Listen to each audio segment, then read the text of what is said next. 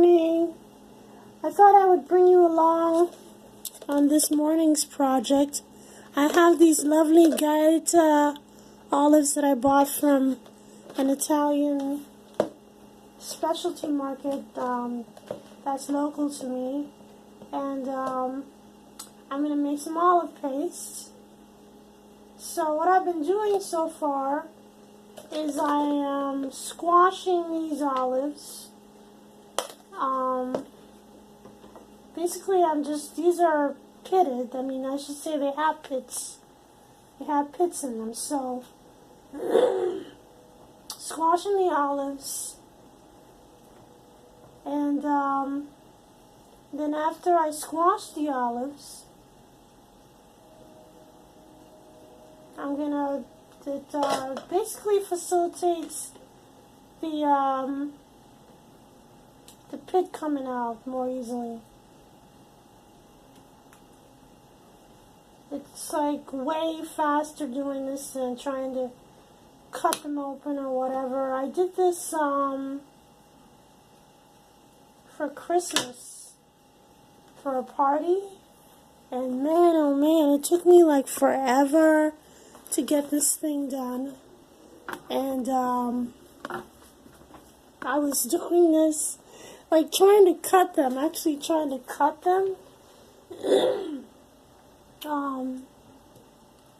to get the pits out, and it was ridiculous. I don't know how long it took me. It took me way too long. But I'm finding this method to be a lot easier, a lot faster, way less tedious. And of course I'm going to get my results a lot faster.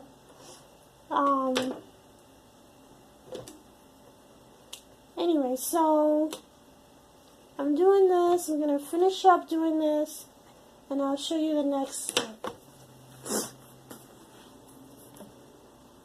Alright, so I changed it up a little bit because I was thinking it would be nicer to have something that was enclosed and the olives wouldn't go rolling around and getting ruined by falling on the floor in the dirty sink or something.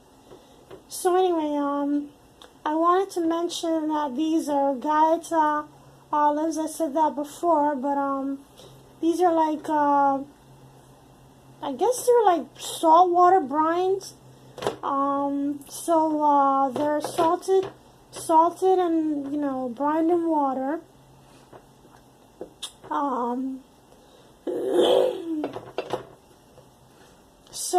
And they're obviously ripe. So it's not the kind that you can buy in a can or anything like that.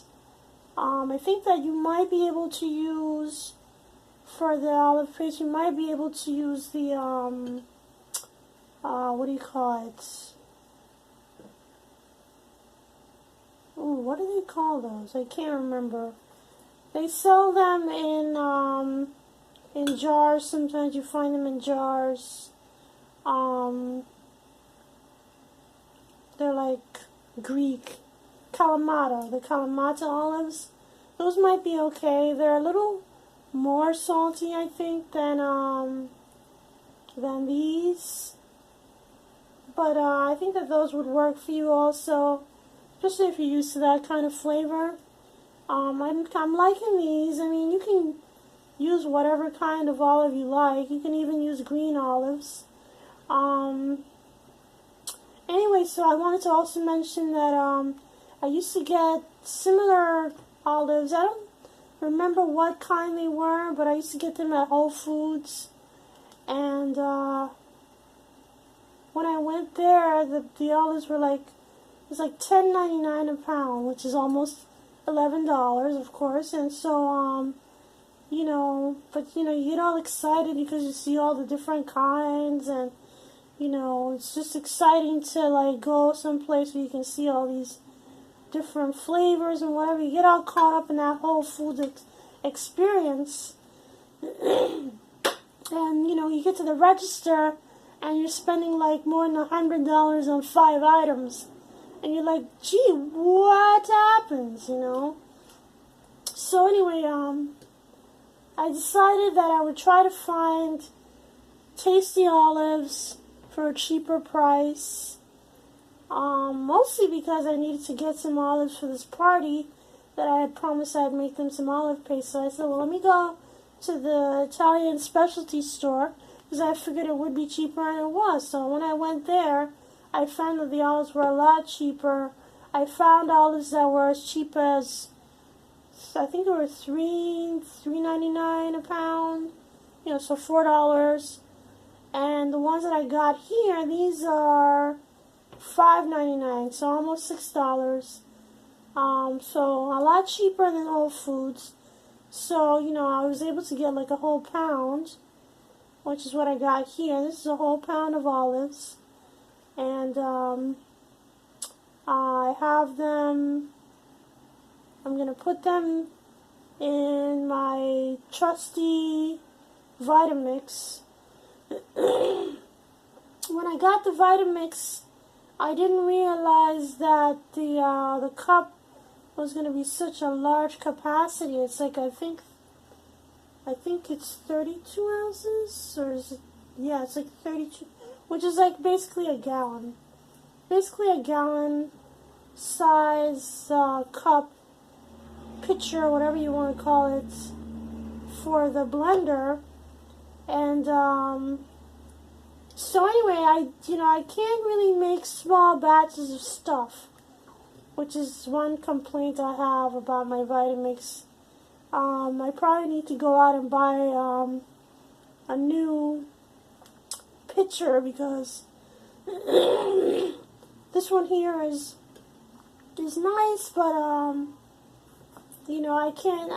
If I need to make some, just a small amount, like let's say the other day I wanted to make some sesame seed paste, some tahini, and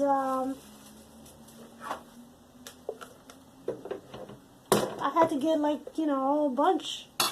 I bought like a pound, so this is it here. This thing, it's kind of a monster, I think. Whatever the case may be, I'm going on to the next step now. We're gonna put this to pulverize, to blend, to puree. So onwards. Okay, so here we go. So whenever I use the Vitamix, I try to just turn it on, have it on like the lowest setting. Just kind of get it going, grind it up, and then slowly raise the speed. And when I get to this point, I scrape down the sides. Oops. And you don't have to, but I find that it helps the mixture if you put a little olive oil. I like to use like the best olive oil I have on hand. Don't go out there and buy like the most premium olive oil you can find, but whatever you have in your kitchen that's good quality, use that, because it's gonna show up in the flavor of your olive paste, because it's such a pure product. It's just the olives, the salted olives, and a little olive oil, which is basically just olives, So I'm gonna work this thing until it's nicely pureed. Alright, so I never had to bring it up any more than 4, the speed. So anyway, I want to show you. There you have it. This is done. I only needed to put about 2 tablespoons of olive oil in there for the pound of olives to get it nicely pureed. So that there is delicious stuff. Delicious, I'm telling you. So let's taste it. I like to excuse me. I like to use plantain chips. gluten-free alternative to using chips. Although I do have some regular crackers here. But they're not regular, these are like wafer crackers. I did get these at Whole Foods. It's one of those things you can't resist. But I try not to eat too much of that stuff because I do have a little bit of trouble. Anyway, here we go.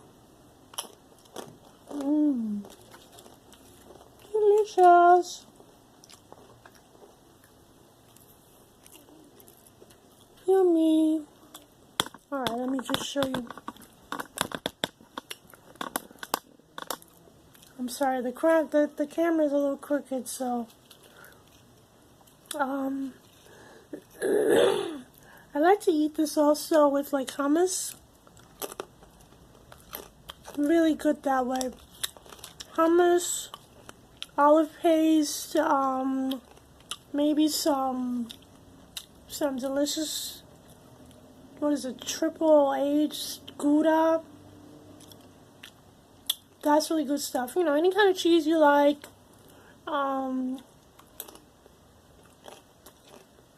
Of course, any kind of cracker, any kind of vegetable. Maybe you could use it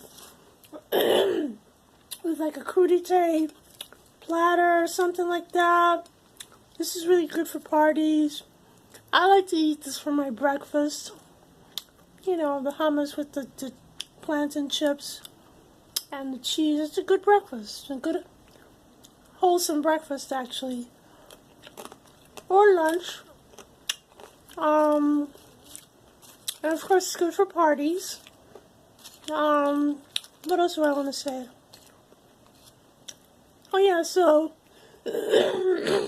I didn't puree this very much.